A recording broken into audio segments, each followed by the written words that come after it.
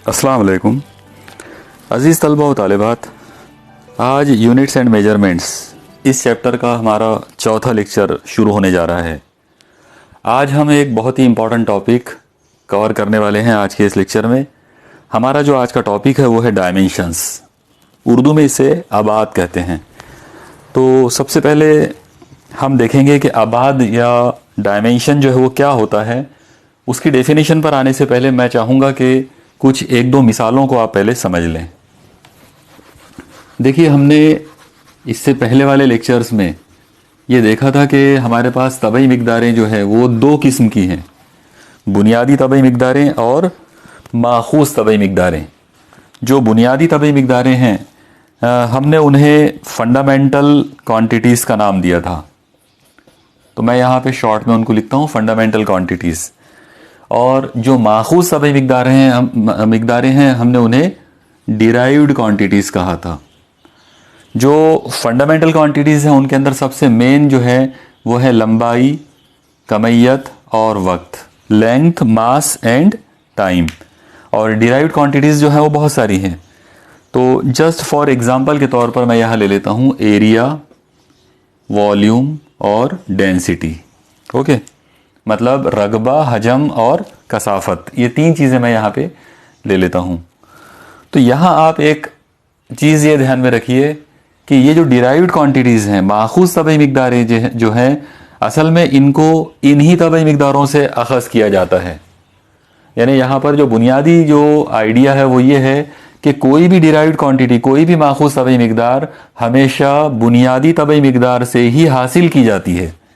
और अगर ये लोग इन्हीं से हासिल की जाती है तो इसका मतलब ये हुआ कि हम इन तबई मिक़दारों को इनके रूप में, मतलब माखूज़ तबई मिक़दारों को बुनियादी तबई मिक़दारों की शक्ल में ज़ाहिर कर सकते हैं। ओके, जैसे फॉर एग्जांपल अगर मैं यहाँ पे एरिया मतलब रगबे की अगर मैं बात करूँ, यहाँ एरिया जो है इसका मतलब है रगबा।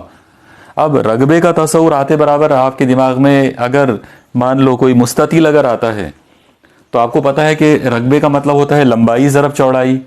इसका मतलब ये हो जाएगा लंबाई ज़रब चौड़ाई, लेकिन चौड़ाई भी एक तरह की लंबाई है। ओके, एक्चुअली लंबाई जो है वो भी फासला होती है और चौड़ाई जो है वो भी फासला होती है। इसलिए मैं लंबाई को भी L लिख सकता हूँ और चौड़ाई को भी L लिख सकता हूँ। इसका मतलब ये हो जाएगा L2, यानी यहाँ पे लंबाई 2 मरतबा आ गई है। ओके, चलो अब अगर हम वॉल्यूम मतलब हजम की अगर हम बात करें तो आम तौर पर सबसे सिंपल जो कंसेप्ट होता है हजम का वो होता है लंबाई ज़रब चौड़ाई ज़रब ऊंचाई। अगर आप एक रेक्टेंगुलर बॉक्स यानी मुस्ततिल नुमा ठोस जिस्म की अगर आप बात कर रहे हो तो उसमें लंबाई, चौड़ाई और ऊंचाई का हासिल है ज़रब। तो अब आप गौर कीजिए, लंबाई का मतलब लंबाई लेंगे, चौड़ाई जो है वो भी फासला है लंबाई की तरह, इसका मतलब हम चौड़ाई को भी L ले सकते हैं।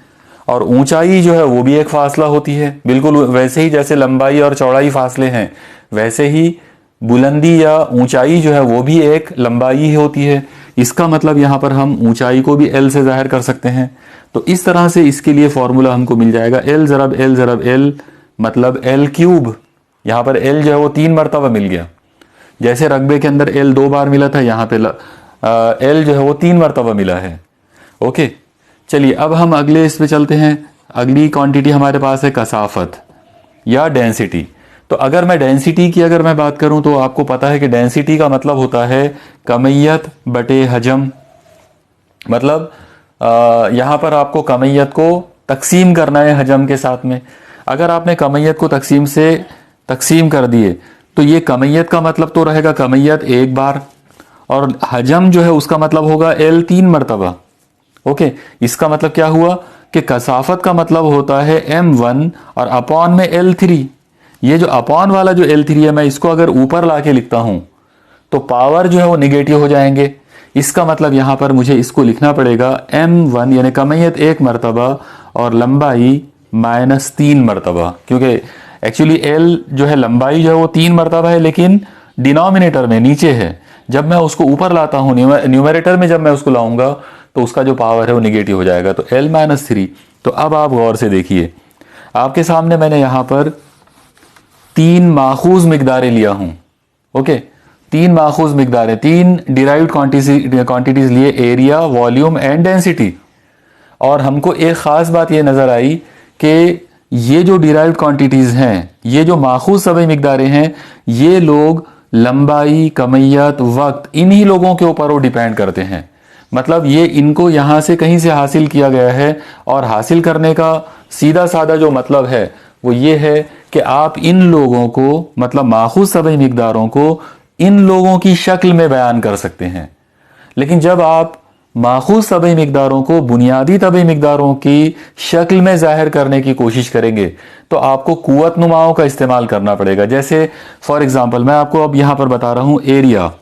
अगर आपको एरिया जो है उसको अगर जाहिर करना है तो ये तो L2 आ जाएगा डेफिनेटली, जैसा आपको दिख रहा है L यहाँ पे 2 मरतबा है इसलिए L2, लेकिन इसमें M और T तो नहीं आए। इसका मतलब मुझे यहाँ लिखना पड़ेगा M 0 मरतबा और T 0 मरतबा। तो अब आप गौर कीजिए, मैंने एरिया जो है, रगबा जो है, मैंने उसको लंबाई, कमियत और वक्त में जाहिर कर दिया, और उसके जो पावर्स हमको मिले, L का पावर 2 मिला, M का पावर 0 और T का पावर 0। अगर मैं यहाँ पे हजम की बात करूं तो हजम के लिए फॉर्मूला आ जाएगा L3 M0 T0। ओके, अगर मैं यहाँ पे कसाफत की बात करूं तो कसाफत के फॉर्मूले के अंदर आ जाएगा L-3 M1 T0। तो आप लोग गौर कीजिए, यहां पर इन तबई मिकदारों को, मतलब माखूज तबई मिकदारों को बुनियादी तबई मिकदारों के पावर्स की शक्ल में जाहिर किया गया है। हर मर्तबा पावर जो है वो अलग अलग हो रहा है। आप देखिए यहाँ L का पावर 2 है, यहाँ 3, यहाँ -3, यहाँ M का पावर 0 0, यहाँ पे 1, यहाँ पे T टाइम का पावर 0, यहाँ 0, यहाँ 0। कुछ और तबई मिकदारें आएंगी जिनके अंदर ये T के पावर्स भी आएंगे। तो इसका मतलब ये होता है कि जब आप माखूज तबई मिकदारों को बुनियादी तबई मिकदारों की शक्ल में जाहिर करते हैं, उस वक्त आपको बुनियादी तबई मिकदारों की कुछ कुव्वत नुमाएं, उनके कुछ पावर्स लेने होते हैं। वो जो आप कुव्वत नुमा की शक्ल में, यानी अलग अलग बुनियादी तबई मिकदारों को जब आप कुव्वत नुमाओं की शक्ल में जाहिर करेंगे तो जो आपको फॉर्मूला मिलेगा, जो आपको मैथमेटिकल एक तरह का एक ज़ाब्ता आपको जो मिलेगा, उसे कहते हैं आबाद। ओके, ये जो चीजें हैं ये आबाद कहलाते हैं, और आमतौर पर इनको ये इस तरह से रेक्टेंगुलर ब्रैकेट में जो है वो उनको लिखा जाता है। ओके, तो यहां पर ये जो है L2 M0 T0 ये आबाद है एरिया का। L3 M0 T0 ये जो चीज है तो ये आबाद है वॉल्यूम का, और L-3 M1 और T0 ये आबाद है डेंसिटी का। ओके, मुझे यकीन है कि आपको ये इंट्रोडक्शन जो है वो समझ में आ गया होगा, और अब इसी की बुनियाद पर हम आबाद की तारीफ बयान कर सकते हैं। तो जाहिर है यहाँ पे उसकी जो तारीफ होगी वो कुछ इस तरह से होगी कि ओके, तो उसकी जो तारीफ यहाँ पर हम बना सकते हैं वो ये है कि जब किसी माखूज तबई मिकदार को बुनियादी तबई मिकदारों की कुव्वत नुमा की शक्ल में जाहिर किया जाता है, तब हासिल होने वाले ज़ाब्ते को आबाद कहते हैं। ओके, एक बार फिर से आप सुन लीजिए और इसी तरह से इसको नोट डाउन कीजिए। अगर किसी माखूज तबई मिकदार को बुनियादी तबई मिकदारों के कुव्वत नुमा की शक्ल में जाहिर करें तो जो ज़ाब्ता हासिल होता है उसे आबाद कहते हैं। ओके, इंग्लिश में अगर आप इसको नोट करें तो इसको इस तरह से नोट करना पड़ेगा कि the derived quantities are expressed in terms of powers of fundamental physical quantities. By doing this, we get an mathematical expression which is called dimension.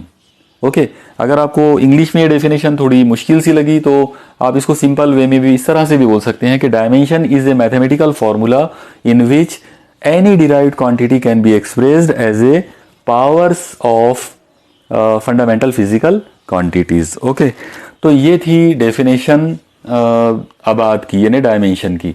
अब हम आज के इस लेक्चर में कुछ बहुत ही ख़ास तबई मिकदारों के डायमेंशंस के बारे में बात करेंगे, जो पूरे 11 और 12 के जो सिलेबस है इसमें बहुत ज़्यादा इम्पॉर्टेंट होते हैं, और इन्हीं से रिलेटेड कोई ना कोई सवाल बोर्ड के पेपर में या नीट के पेपर में या JEE वगैरह के पेपर्स में पूछे जाते हैं। इवन अगर आप अभी इस साल मतलब 2020 का अगर आप नीट का अगर आप पेपर देखेंगे तो उसमें भी डायमेंशन पर एक सवाल पूछा हुआ है। ओके, तो इसीलिए ये जो पूरा लेक्चर है ये आपके लिए बहुत ज़्यादा अहम होने वाला है। आप इसे बहुत अच्छे से, बहुत कंसंट्रेशन के साथ आप इसको नोट डाउन कीजिए। ओके, चलिए मैं शुरू करता हूँ आज की कुछ ख़ास तबई मिक़दारों से जिनके कि हमको डायमेंशन जो है वो हासिल करना है। ओके ओके, चलिए शुरू करते हैं कुछ इम्पॉर्टेंट तबई मिक़दारों के आबाद हासिल करना। सबसे पहला जो हमको पहली तबई मिक़दार जिसको हमको समझना है वो है डिस्प्लेसमेंट। उर्दू में हम इसे कहते हैं हटाव। आप याद रखिए, हटाव या डिस्प्लेसमेंट का मतलब होता है जब कोई जिस्म एक पर्टिकुलर सिमत में जो कम से कम फासला तय करता है, एक पर्टिकुलर सिमत में जो फासला तय करता है उसे हम हटाव कहते हैं। ओके, अगर आपको हटाव का तस्वुर समझना हो तो आप देखिए, आप ऐसा इमेजिन कीजिए कि यहाँ पॉइंट ए पर कोई एक जिस्म है और यहाँ से वो जिस्म हरकत करते हुए ये इस तरीके से पॉइंट बी पर पहुंचा। तो आप ये नहीं कह सकते कि ये पूरा जो फासला उसने कवर किया ये हटाव नहीं है, बल्कि ये फासला है, ये जो है ये डिस्टेंस है। लेकिन अगर आप यहाँ से इस सिमत में एक ऐसी लाइन अगर आप ड्रॉ करते हैं तो ए से लेकर बी तक ये जो चीज़ तैयार हुई, ये जो फासला कवर हुआ, इसको हम कहेंगे हटाव। तो इस छोटी सी फिगर से ही एक चीज़ समझ में आ जाती है कि हटाव जो है वो सिमती मिकदार है और फासला जो है वो सिमती मिकदार नहीं है। मतलब इसमें सिमत की ज़रूरत नहीं है। इसमें आप देखिए हर मरतबा सिमत बदल रही है। ओके, तो इसके अंदर सिमत का ख्याल नहीं रखा जाएगा, जबकि इसके अंदर सिमत का ख्याल हम रखेंगे। तो सबसे पहले हम देखते हैं कि डिस्प्लेसमेंट यानी हटाव क्या चीज़ है। ओके, तो देखिए डिस्प्लेसमेंट या हटाव का मतलब होता है एक मखसूस सिमत में तय होने वाला फासला। ओके, इसे हम हटाव कहते हैं। चलिए अब हम इसका फॉर्मूला बनाने की कोशिश करते हैं और फिर उसी पर से हम उसका आबाद वगैरह जो है वो हासिल कर पाएंगे। तो यहाँ पर आप सबसे पहले एक चीज़ देखिए कि हटाव जो है उसे हम x या s से जाहिर करेंगे, यानी उसकी जो अलामत है वो या तो x है या s है।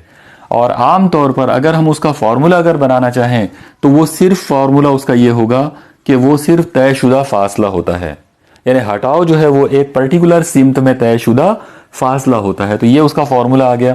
अब इस फॉर्मूले को अगर आपको आबाद में कन्वर्ट करना है तो आप देखिए इसको बहुत इजीली आप इसको आबाद में कन्वर्ट कर सकते हैं। आप देखिए इसमें फासला एक बार है, फासले का मतलब होता है लंबाई, इसका मतलब यहां पर लंबाई एक बार है।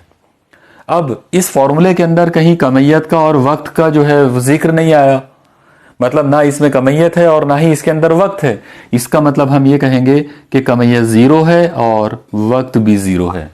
तो फिर ये जो चीज़ हमारे पास अभी नज़र आ रही है ये है डिस्प्लेसमेंट या हटाव का dimension L1 M0 T0। Okay, मुझे उम्मीद है आपने इसे नोट डाउन कर लिया होगा। चलिए अब हम अगली तबई मिकदार पे चलते हैं। अगली जो तबई मिकदार हमको देखना है वो है नंबर 2, वो है वेलोसिटी।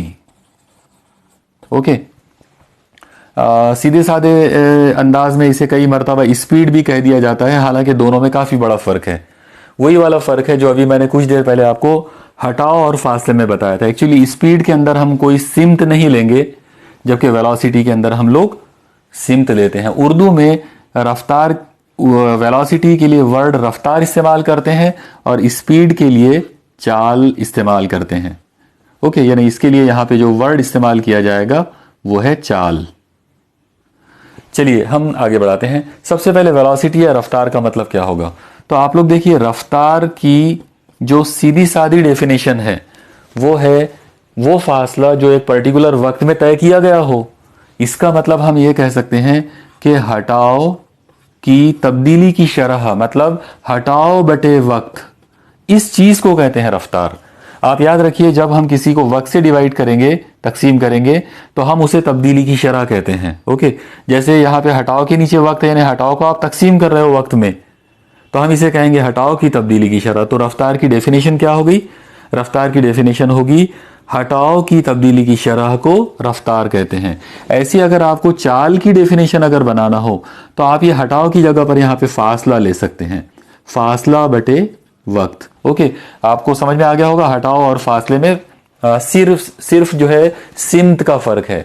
अगर आप सिमत को कंसीडर कर रहे हैं तो आप हटाव की बात कर रहे हो, और अगर आप सिमत को नहीं ले रहे हो तो आप फासले की बात कर रहे हो। ओके, चलिए अब इसी पर से हम लोग रफ्तार जो है उसका डायमेंशन बनाने की कोशिश करते हैं। अगर मैं यहाँ पे रफ्तार को आमतौर पर हम स्मॉल लेटर में v से डिनोट करेंगे। ओके, अब मैं इन लोगों को, मतलब ये जो राइट साइड में जो तबई मिकदारें नजर आ रही हैं, इनको मैं बुनियादी तबई मिकदारों में कन्वर्ट करूंगा। जैसे हटाव का मतलब है लंबाई, जाहिर है एक मरतबा है तो L1, अपॉन में वक्त एक मरतबा है इसलिए T1। ओके, और अब ये जो नीचे T1 है मैं इसको ऊपर ला लेता हूं, तो इसका आबाद कुछ ऐसा बनेगा L1। यहां पर आप गौर करो इसमें m नहीं आया, इसका मतलब इसमें m0 है, और उसके बाद T1 नीचे है, इसको मैं ऊपर लेता हूं तो यह आ जाएगा T-1। ओके, तो ये हो गया रफ्तार का आबाद। आप में से कोई सोच रहा होगा कि यहाँ पे L और T को बयान करना जरूरी था, m नहीं भी लिखते तो चलता था। तो बिल्कुल सही बात है, आप इनको आगे पीछे भी लिख सकते हो, और जो क्वांटिटी जीरो हैं उनको नहीं भी लिख सकते। मतलब अगर किसी ने इसको ऐसा लिखा L1 T-1 तो भी चलेगा, और अगर किसी ने इसको ऐसा लिखा L और T-1 तो भी चलेगा, क्योंकि L का पावर अगर कुछ नहीं है तो इसका मतलब वो एक होता है। ओके, लेकिन अगर हम 1 लिख देते हैं तो वो ज़्यादा बेहतर है वहाँ कुछ ना लिखने से। ओके, और वैसे ही अगर हम M0 लिख देते हैं, यानी जो क्वांटिटी नहीं है अगर हम उसको भी बयान कर देते हैं जीरो बताकर, तो वो ज़्यादा क्लियरिटी उसमें आ जाती है। इसलिए मेरा तरीका जो है वो ये है कि कम से कम इन 3 तबई मिकदारों को तो जाहिर करना ही चाहिए, चाहे उनमें कोई मौजूद ना हो अगर, तो उसको जीरो से दिखा दिया जाए। ओके, तो ये वेलोसिटी यानी रफ्तार का आबाद आ गया। यही वाला आबाद जो है वो चाल का भी रहेगा, क्योंकि फासला बटे वक्त के अंदर फासले का मतलब भी लंबाई होता है। ओके, चलिए ये हो गई हमारी तबई मिकदार नंबर 2। अब हम चलते हैं अगले पॉइंट पर, मतलब अगली तबई मिकदार जिसका अब हमको आबाद देखना है, नंबर 3, वो है एक्सेलरेशन। ओके, हम उर्दू में इसे कहते हैं इसरा। अब आप याद रखिए एक्सेलरेशन या इसरा जो है ये एक्चुअली रफ्तार की तब्दीली की शरह होती है। जब हम किसी हरकत करने वाले जिस्म की रफ्तार को बदलते हैं एक पर्टिकुलर टाइम के अंदर, तो वो जो रफ्तार की तब्दीली और वक्त का जो तनासुब होता है उसे इसरा कहते हैं। इसका मतलब अगर मैं इसरा के लिए फॉर्मूला बनाना चाहूं तो मुझे लिखना पड़ेगा रफ्तार बटे वक्त, रफ्तार की तब्दीली की शरह। ओके, और अब इस पर से हम इसको और कंटिन्यू करके इसका इसरा वगैरह जो है वो हम बना सकते हैं। देखिए इसको क्या करेंगे, इसरा को आमतौर पर हम स्मॉल लेटर में ए से जाहिर करेंगे, ए फॉर एक्सेलरेशन, तो ए इज इक्वल टू रफ्तार। अब वैसे रफ्तार की अलामत तो वी है, इसलिए वी, और टाइम को आमतौर पे टी से जाहिर करेंगे, स्मॉल लेटर में टी से। अब आप एक चीज देखिए कि यहाँ जो रफ्तार है एक्चुअली वो फासला बटे यानी वो हटाओ बटे वक्त है। तो अब अगर मैं यहां पर इसरा के लिए आबाद बनाना चाहूं तो मुझे पहले इन लोगों का आबाद लेना पड़ेगा। अब अभी मैंने कुछ देर पहले आपको बताया था कि ये जो रफ्तार है इसका आबाद होता है L1 M0 और T-1। ओके, तो ये जो आबाद है किसका हो गया, रफ्तार का, और अपॉन में नीचे टाइम है, टाइम का जो आबाद है वो आ जाएगा L0 M0 और T1। यहां पर फिर से मैं वही कहूंगा कि आप इन दोनों को नहीं भी लिखे तो भी चलेगा, लेकिन लिख दिए तो ज्यादा मुनासिब है। ओके, तो रफ्तार का आबाद है L1 M0 T-1 और अपॉन में टाइम का आबाद है T1। अब इसको अगर हम सॉल्व करते हैं तो हमारे पास इसरा के लिए जो फॉर्मूला मिलेगा यानी उसका जो आबाद हमको मिलेगा वो आएगा, आप देखिए L1 नीचे L0 है तो ये जीरो से कोई फर्क नहीं पड़ेगा, ये L1 हो जाएगा। ऊपर M0 है, नीचे भी M0 है, इसका मतलब M0, ये T1 ऊपर आएगा। जब ये ऊपर आएगा, जब आप इसको ऊपर लाओगे तो ये 1 माइनस हो जाएगा, मतलब -1 बन जाएगा। तो T-1 और ये T-1 तो ये हो जाएगा T-2, इसका मतलब ये आ जाएगा T-2। तो ये जो चीज आपको दिख रही है ये है आबाद इसरा के लिए, मतलब एक्सेलरेशन जो है उसका जो डायमेंशन होता है वो है L1 M0 और T-2। लेकिन ये आया कैसे, तो उसके लिए आपको ये फॉर्मूले याद होना ज़रूरी है और आपको उनका कंसेप्ट आना लाजमी है। अगर आपको इसरा की डेफिनेशन पता है तो आप ये सब कर पाएंगे। ओके, तो यहाँ पर हमारा तीसरी तबई मिकदार जो है वो कंप्लीट हो गई। अब हम इसको और आगे बढ़ाते हैं। अब चलिए अगली तबई मिकदार की तरफ चलते हैं। अगली तबई मिकदार जिसको हमको देखना है और जो बहुत ज़्यादा इंपॉर्टेंट है पूरे फिजिक्स में, वो है नंबर 4, वो है फोर्स। उर्दू में हम इसे कहते हैं कुव्वत। ओके, ये इतनी ज़्यादा इंपॉर्टेंट है कि इसका जो डायमेंशन है वो आपको रट लेना पड़ेगा। आप अगर फोर्स यानी कुव्वत जो है उसका अगर आपने आबाद याद कर लिए तो वो आपके लिए ज़्यादा मुनासिब रहेगा। ओके, वो बल्कि हर मर्तबा आपको उसकी ज़रूरत पड़ने वाली है। चलिए इसकी हम शुरुआत करते हैं। सबसे पहले हम देखते हैं कि कुव्वत जो है उसकी तारीफ़ क्या है। आप याद रखिए, कुव्वत जो है वो एक ऐसी तबई मिकदार है जो हरकत का बाज बनती है। मतलब the physical quantity which is responsible for motion of a body. किसी जिस्म को मूव करना है, किसी जिस्म को हरकत देना है, तो उसके लिए जो तबई मिकदार लाजमी है, जो तबई मिकदार जिम्मेदार होती है, वो कुव्वत होती है। ओके, अब आप एक चीज देखिए, हरकत के लिए रिस्पॉन्सिबल होना, ये इस चीज को कोई हम मैथमेटिकल फॉर्मूले में नहीं बयान कर सकते। तो इसीलिए कुव्वत को एक मैथमेटिकल फॉर्मूले में बयान किया जाता है जो एक्चुअली न्यूटन का दूसरा कानून हरकत का एक यानी अलग अंदाजे बयान है। ओके, उसी को मैं यहाँ पर कुव्वत की तारीफ के तौर पे इस्तेमाल करूंगा।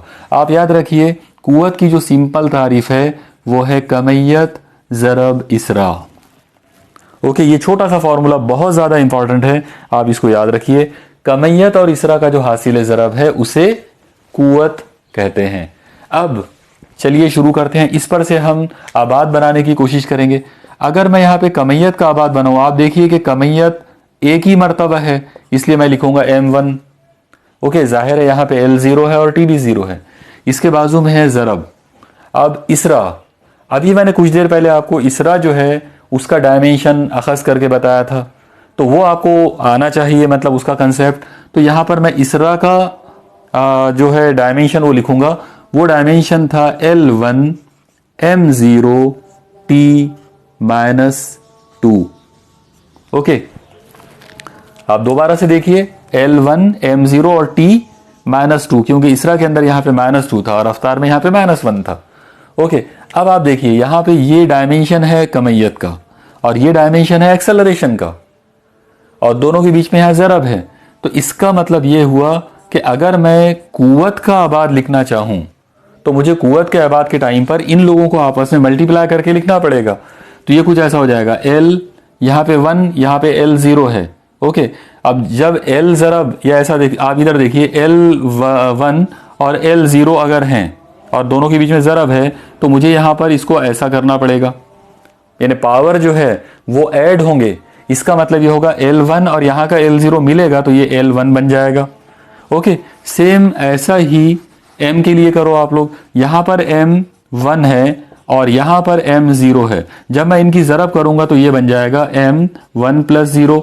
इसका मतलब M1 ऐसे ही टाइम का आएगा, टाइम -2 रहेगा।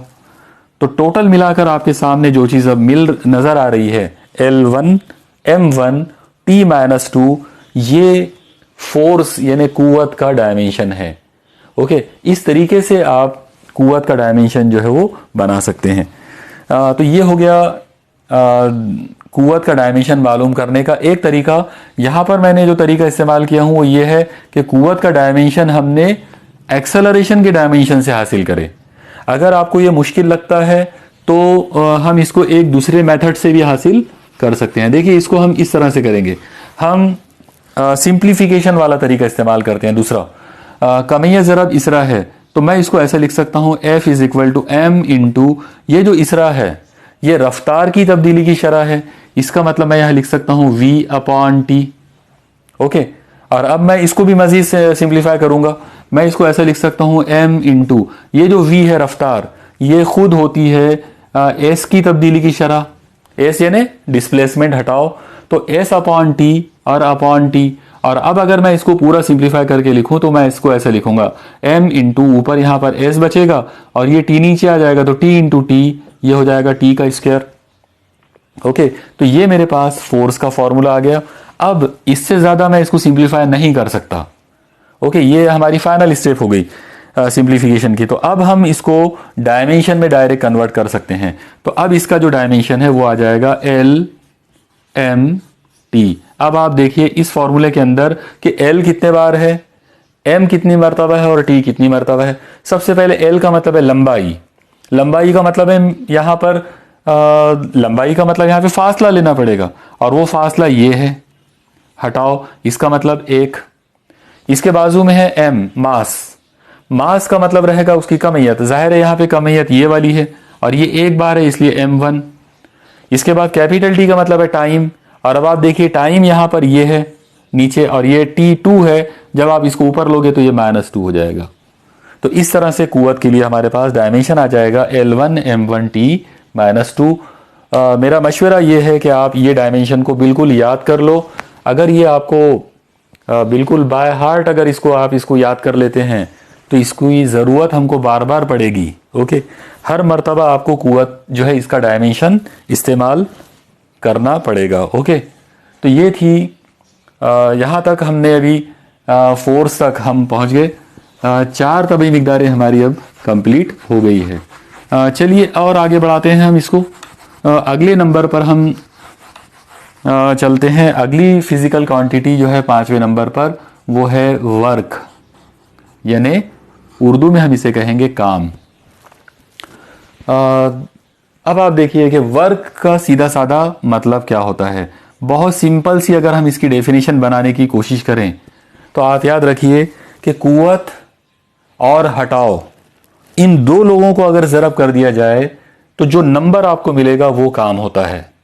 ओके, इसका मतलब वर्क इज इक्वल टू क्या होगा, फोर्स इनटू डिस्प्लेसमेंट, यानी कुव्वत और हटाओ का हासिल ज़रब जो है वो काम होता है।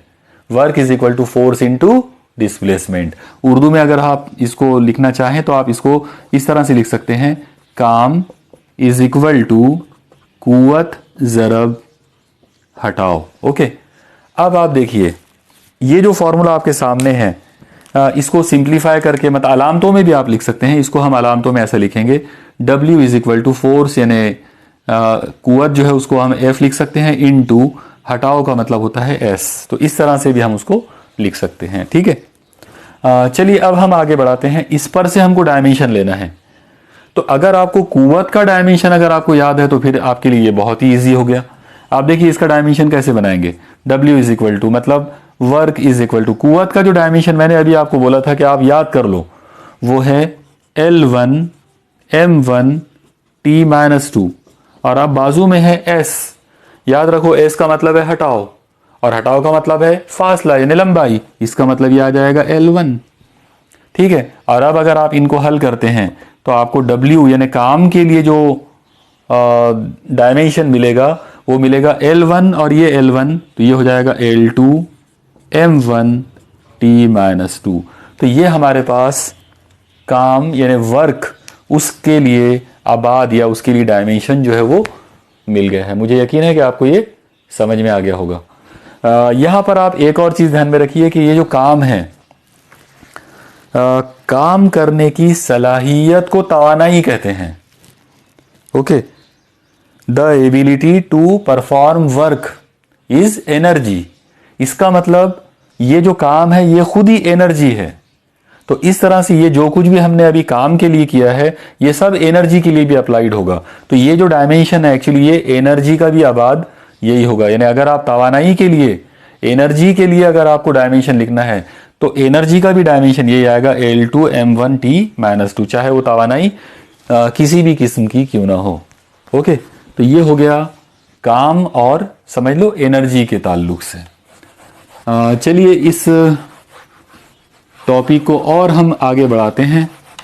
अगली फिजिकल क्वांटिटी जिसके बारे में हमको अब यहाँ पे देखना है, अभी हमने 5 देख लिए हैं, अब छठे नंबर पर हम देखते हैं वो है पावर। उर्दू में हम इसे कहेंगे ताकत। ओके, और ये भी एक बहुत ही इंपॉर्टेंट टर्म है। देखिए, आप याद रखिए कि पावर या ताकत का मतलब होता है काम करने की शरह। मतलब ये कि कौन सा जिस्म किसी काम को कितने वक्त में करता है, यानी यहां पर काम जो है उसको हम वक्त के साथ तनासुब में ले लेंगे।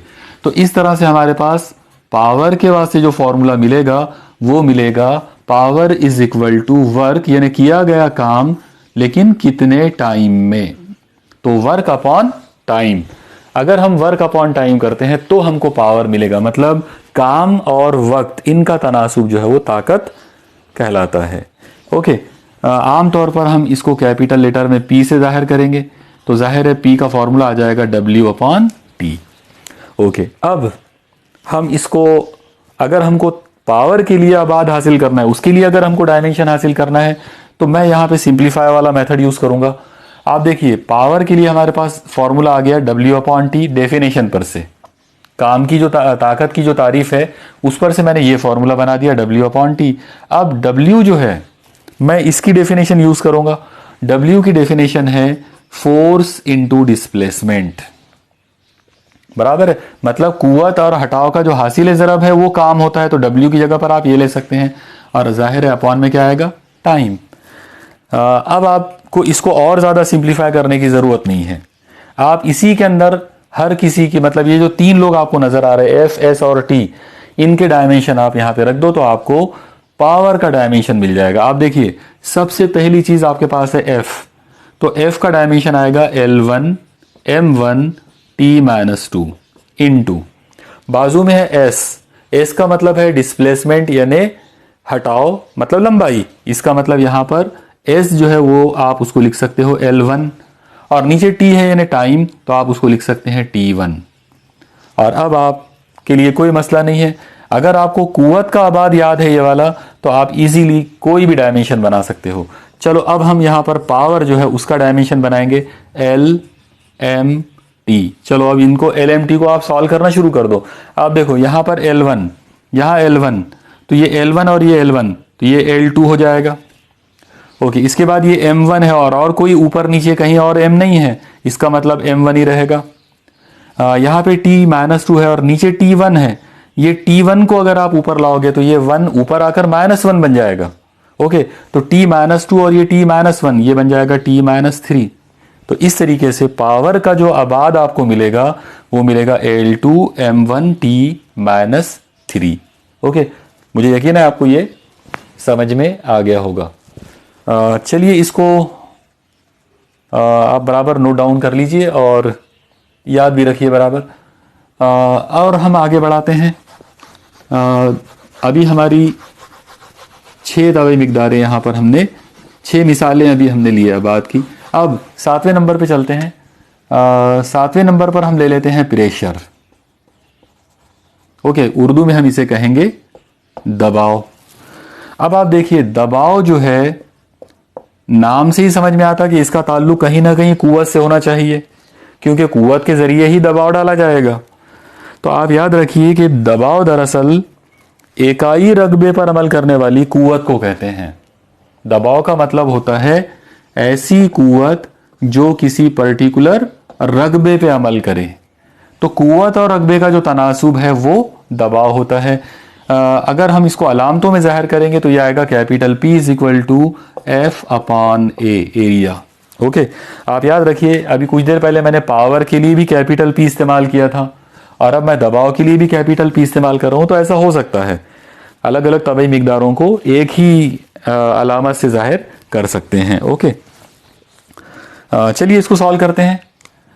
ये आ जाएगा। अब अगर इसका डायमेंशन बनाने की कोशिश करें तो ऊपर कुव्वत है, कुव्वत का डायमेंशन आएगा L1 M1 और T-2 अपॉन। अब आप देखिए नीचे एरिया है, और आज का ये लेक्चर शुरू करते वक्त ही मैंने आपको शुरू में एरिया, वॉल्यूम, डेंसिटी समझाया था। तो इसका मतलब वहां से आप याद रखो कि एरिया का डायमेंशन क्या होगा। एरिया यानी रकबा, उसका मतलब होता है लंबाई और चौड़ाई का हासिल ज़रब, लेंथ इनटू ब्रेड्थ। इसका मतलब एरिया का जो डायमेंशन है वो हो जाएगा L2। ओके, बाकी लोग उसमें ज़ीरो होंगे। तो अब आप देखिए कि अगर मैं इसको सॉल्व करता हूं तो ये कुछ ऐसा आ जाएगा L1 और ये L2 नीचे है। ये L2 जब ऊपर आएगा तो ये L-2 बन जाएगा। इसका मतलब ये हो जाएगा L1-2। ओके, आप देखिए इसको इस तरह से मैं यहां एक्सप्लेन कर देता हूं। L1 और वो नीचे से जो L है वो ऊपर आया तो L-2 हो गया। इसका मतलब ये क्या हो जाएगा L1-2। जाहिर है L1-2 का मतलब होगा L-1। उसके बाद आएगा M1 और ये T-2।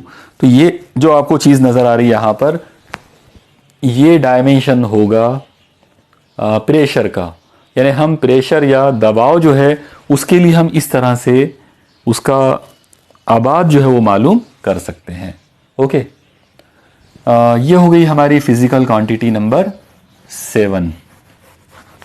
ओके, चलिए और हम आगे बढ़ते हैं अगली क्वांटिटी की तरफ। अगली जो क्वांटिटी जिसकी हमको ज़रूरत पड़ेगी कई मरतबा, वो होता है लीनियर मोमेंटम। हम उर्दू में इसे कहते हैं खती मेयार हरकत। ओके, खती मेयार हरकत यानी लीनियर मोमेंटम। इसकी भी हमको कई बार ज़रूरत पड़ने वाली है। तो देखिए, इसमें सबसे पहले हमको इसकी तारीफ देखना पड़ेगा। लीनियर मोमेंटम या खती मेयार हरकत का मतलब होता है अगर कोई जिस्म मान लो हरकत कर रहा है तो हम क्या करेंगे कि उस जिस्म की कमियत को उसकी रफ्तार के साथ ज़रब कर देंगे। अगर आपने कमियत को उसकी रफ्तार से ज़रब कर दिए तो जो हासिल ज़रब जो नंबर आपको मिलेगा उसे कहते हैं खती मेयार हरकत। आम तौर पर इसको स्मॉल पी से डिनोट करेंगे। ओके, इसकी जो अलामत है वो स्मॉल पी है और फॉर्मूला क्या बन जाएगा, कमियत और रफ्तार का हासिल ज़रब M/V। ओके, एकदम सिंपल सी चीज़ है, कमियत और रफ्तार यानी mass into linear velocity. Okay, अब आप देखिए इस फॉर्मूले को अगर मैं सिंप्लीफाई करके लिखना चाहूं तो मैं इसको इस तरह से लिख सकता हूं, small p is equal to M into ये जो V है रफ्तार, मैं इसको हटाव की तब्दीली की शरह के रूप में लिख सकता हूं। इसका मतलब यहां पर आ जाएगा S/T। ओके, और अब हम इसको डायमेंशन में कन्वर्ट करते हैं। तो अगर हम इसका डायमेंशन बनाते हैं तो ये कुछ ऐसा होगा। यहां पर आप देखिए L/M/T।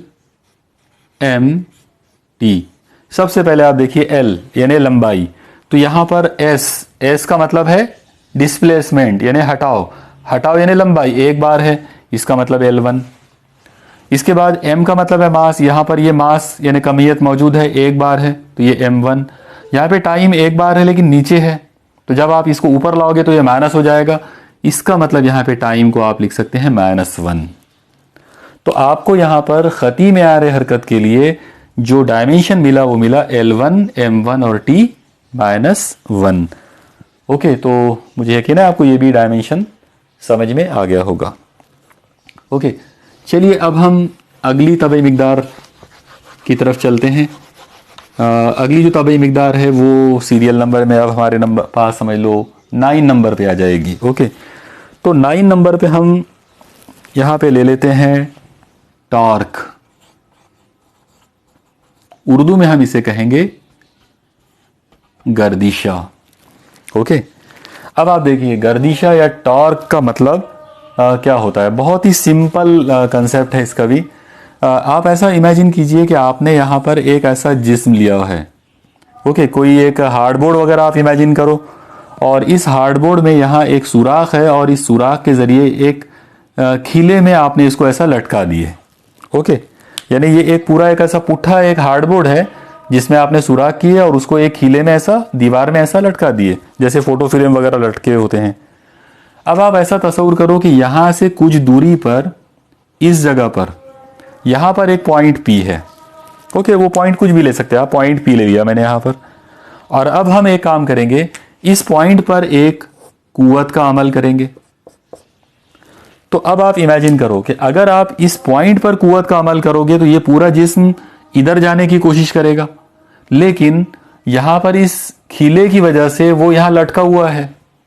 ओके, तो इसका नतीजा ये निकलेगा कि ये जिस्म ऐसा सीधा नहीं जाएगा बल्कि उसको मजबूरन यहाँ पर ऐसे रोटेट होना पड़ेगा, वो ऐसे जाके ऐसा रोटेट हो जाएगा, इस तरह से वो रोटेशन में आ जाएगा। ओके, मुझे उम्मीद है शायद आपको ये समझ में आ रहा होगा पूरा। अब आप एक चीज़ देखिए कि ये इस पूरे मामले के अंदर मैंने इस पॉइंट, यानी ये सुराख जो है, मान लो ये पॉइंट ओ है, तो पॉइंट ओ से मैंने पी को कुछ फासले पर लिया था, मान लो कि वो फासला आर है। तो इस जिस्म की ये जो गर्दिशी हरकत हो रही है, ये जो रोटेशन यहाँ पे आ रहा है, ये रोटेशन के लिए ये कुव्वत और ये फासला दोनों लोग जिम्मेदार हैं। ओके, आप लोगों के जहन में आ रहा होगा कि सिर्फ कुव्वत है, ये फासले का क्या रोल हो सकता है, सिर्फ कुव्वत आपने अप्लाई करे ये जिस्म गर्दिशी हरकत में आ गया। तो ऐसा नहीं है, यहाँ पर गर्दिशी हरकत के लिए कुव्वत और ये फासला, ये दोनों लोग जिम्मेदार हैं। कैसे दोनों लोग जिम्मेदार हैं? तो आप देखिए, एक काम कीजिए कि ये जो कुव्वत है, आप इसको यहाँ अप्लाई करने की बजाय ये वाले पॉइंट पर यहाँ अप्लाई कीजिए। ओके, अगर आप यहाँ अप्लाई करेंगे तो आपको, और वही वाली कुव्वत अगर आप अप्लाई करेंगे तो ये जिस्म ऐसा हरकत तो करेगा लेकिन ये रोटेट नहीं हो पाएगा। अगर ये कुव्वत बहुत ज्यादा होगी तो हो सकता है वो रोटेट भी कर ले। ओके, लेकिन यहां रोटेट कराना, इस जगह पर कुव्वत लगाकर रोटेट कराना मुश्किल होगा यहां के मुकाबले में। यहां पर वो जिस्म आसानी से रोटेशन में था। ओके, अब एक काम कीजिए आप कि ये वाली जो कुव्वत है इसका अमल बिल्कुल यहां कर दीजिए, पॉइंट ओ पर, यानी जहां पर आपने एक हीले से उसको लटका के रखे वहीं पर आप कर दिए, तो अब तो उसका रोटेशन ही पॉसिबल नहीं होगा। ओके, क्योंकि इस जगह पर आर की वैल्यू 0 हो जाएगी, यहां पे आर खत्म हो गया, और जब यहाँ पे आर खत्म हो गया तो यहाँ पर उसकी गर्दिशी हरकत भी बंद हो गई। सिर्फ आप कुव्वत लगाकर उस खीले को लौट सकते हैं, जिस्म जो है वो हरकत नहीं करेगा। तो इस तरीके से एक चीज समझ में आ जाती है कि अगर आपको इस जिस्म को रोटेशन में लाना है तो उसके लिए दो चीजें होना चाहिए, नंबर 1 कुव्वत, और नंबर 2 ये वाला एक प्रॉपर फासला, मतलब खीले से या महवर से, क्योंकि ये जो खीला है एक्चुअली ये महवर है, ये एक्सिस ऑफ रोटेशन है। ओके, तो इस महवर से जो फासला होगा उस फासले को भी हमको लेना पड़ेगा। तो जब आप इन दो लोगों का आपस में ज़रब करेंगे तो जो चीज आपको मिलेगी उसे कहते हैं गर्दिशा। ओके, इसका मतलब गर्दिशा की अगर मुझे यहां पे तारीफ करना हो तो मैं यहां पे लूंगा कुव्वत और महवर से उमूदी फासले, इन दो लोगों का जो हासिल ज़रब है इसे कहते हैं गर्दिशा। ओके, यानी टॉर्क जो है वो हमेशा फोर्स और परपेंडिकुलर डिस्टेंस फ्रॉम एक्सिस, इन दो लोगों का प्रोडक्ट होता है। ओके, मुझे उम्मीद है आपको ये टॉर्क की डेफिनेशन जो है वो, उसका जो कंसेप्ट है वो समझ में आ गया होगा। ओके, अब हम इसका डायमेंशन बनाने की कोशिश करते हैं। ओके, चलिए इसका डायमेंशन बनाने की कोशिश करते हैं। तो सबसे पहले आप देखिए कि हम ये जो फॉर्मूला आपके पास लिखा हुआ है, तो इसी फॉर्मूले पर से हम इसको आगे बढ़ाते हैं। गर्दिशे को आमतौर पे टॉ से जाहिर करेंगे, ये ग्रीक लैंग्वेज में टॉ होता है। तो tau is equal to F into उमूदी फासला, आमतौर पर हम आर लिख देते हैं। ओके, आर का मतलब बहुत सारे बच्चे आमतौर पर रेडियस के तौर पे ले लेते हैं, लेकिन वो रेडियस नहीं है बल्कि सिर्फ फासला है। ओके, अब आप देखिए, इस पर से अगर मैं इसकी यूनिट बनाने की कोशिश करूं, अगर मैं इकाई बनाता हूं तो टॉ की यूनिट बन जाएगी, यहाँ पे कुव्वत की आ जाएगी न्यूटन, और फासला है तो उसके लिए आ जाएगी मीटर। तो इस तरह से न्यूटन इंटू मीटर ये इसकी एसआई निज़ाम की यूनिट होगी। अगर सीजीएस यूनिट बनाते हैं तो न्यूटन की जगह पर डाइन आ जाएगा कुव्वत के लिए, और मीटर की जगह पर सेंटीमीटर। तो ये हो गया उसकी यूनिट के ताल्लुक से। ओके, अब हम डायमेंशन बनाने की कोशिश करेंगे। अब आप देखिए, इसमें टॉ के लिए अगर मुझे डायमेंशन बनाना है तो बहुत इजीली मैं यहाँ पर कुव्वत जो है उसका डायमेंशन लूँगा L1 M1 और T-2 इंटू, अब बाजू में है R, R का मतलब है फासला, फासला यानी लंबाई, तो लंबाई 1 मरतबा। और इस तरह से मुझे टॉ के लिए, मतलब गर्दिशा के लिए या टॉर्क के लिए जो डायमेंशन मुझे मिला, L1 और L1 ये हो जाएगा L2 M1 और T-2। ओके, तो ये है गर्दिशा यानी टॉर्क जो है उसका डायमेंशन या उसका आबाद। ओके, अगर आपने आज के इस लेक्चर के तमाम पॉइंट्स को अगर नोट किए होंगे तो आप लोग एक चीज़ देखिए कि ये जो डायमेंशन है, यही वाला डायमेंशन हमको अभी थोड़ी देर पहले काम के लिए भी मिला था। ओके, यानी जब हमने अभी कुछ देर पहले जब काम यानी W के लिए किया था तो W का भी डायमेंशन आया था L2 m1 और t-2। इसका मतलब ये हुआ कि वर्क और टॉर्क, काम और गर्दिशा, ये दो लोगों के डायमेंशन सेम होते हैं। इनके जो आबाद हैं उनके जो डायमेंशन है वो हमेशा एक जैसे होते हैं। हालांकि दोनों एक जैसी तबाही मिकदारें नहीं हैं। आगे चलकर हम डिटेल पढ़ेंगे कि दोनों में बहुत ज़्यादा फ़र्क होता है। काम जो है वो गैर सिमती मिकदार है, यानी स्केलर क्वांटिटी है, जबकि टॉर्क जो है वो एक वेक्टर क्वांटिटी है। तो वो खैर वो तमाम फ़र्क, ज़्यादा डिटेल्स जो है वो हम आगे पढ़ते जाएंगे, लेकिन अभी फ़िलहाल आप याद रखिए कि ये दो ऐसी तबाही मिकदारें हैं, दोनों मुख्तलिफ हैं लेकिन उनके डायमेंशन सेम हैं। ओके, तो अगर आपसे ये पूछ लिया जाए, मान लो कि क्या अलग अलग मुख्तलिफ तबाही मिकदारों के डायमेंशन एक जैसे होते हैं, हो सकते हैं, तो बिल्कुल उसका जवाब है कि हो सकते हैं। ओके, अब आज के इस लेक्चर की आखिरी तबाही मिकदार यानी पॉइंट नंबर 10 जो है वो अब हम लेते हैं। तो आज की आखिरी तबाही मिकदार है इम्पल्स। उर्दू में आमतौर पर इसको हम झटका कह सकते हैं। ओके, या हो सकता है इसके लिए और भी कोई प्रॉपर वर्ड हो, लेकिन जो सिंपल लफ्ज़ जो आमतौर पे यूज़ किया जाता है इम्पल्स के लिए वो झटका है। ठीक है, चलिए हम शुरू करते हैं कि इम्पल्स का मतलब क्या होता है।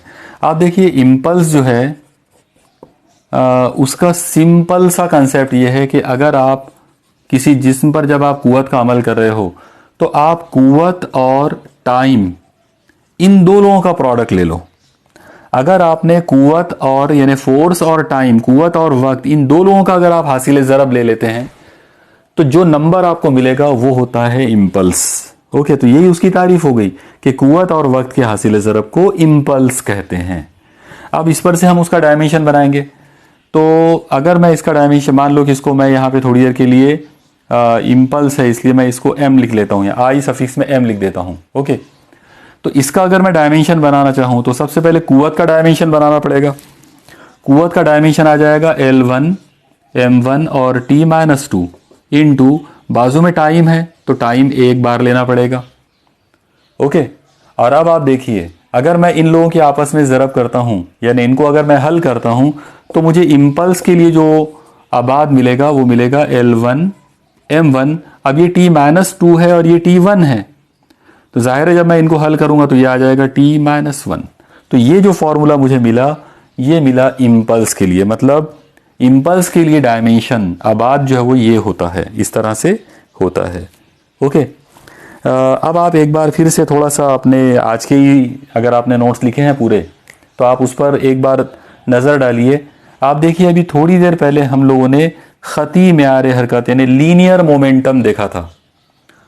तो लीनियर मोमेंटम के लिए जो हमको डायमेंशन मिला था वो था L1 m1 t-1। और अब आप देखिए इम्पल्स के लिए भी हमको सेम डायमेंशन मिला है। तो ये बिल्कुल वही वाली बात है कि अलग अलग फिजिकल क्वांटिटीज़ जो हैं, अलग अलग जो तबाही मिकदारें हैं, वो एक जैसे आबाद जो है वो उनके हो सकते हैं। यानी different physical quantities can possess same dimensions. Okay, मतलब वो डायमेंशनली सेम हो सकते हैं बट वो बाय नेचर वो बिल्कुल अलग होते हैं। चलिए यहाँ पर हम आज का इस लेक्चर को स्टॉप करते हैं। तबाही मिकदारों की एक बहुत लंबी लिस्ट है, तो इंशाल्लाह अगला जो लेक्चर हमारा होगा उसके अंदर हम और बाकी बची हुई बहुत सारी जो इम्पोर्टेंट फिज़िकल क्वांटिटीज़ हैं जिनकी हमको बार बार ज़रूरत पड़ती है, हम उन सबको कवर करने की कोशिश करेंगे। Okay, keep studying. अल्लाह हाफिज़।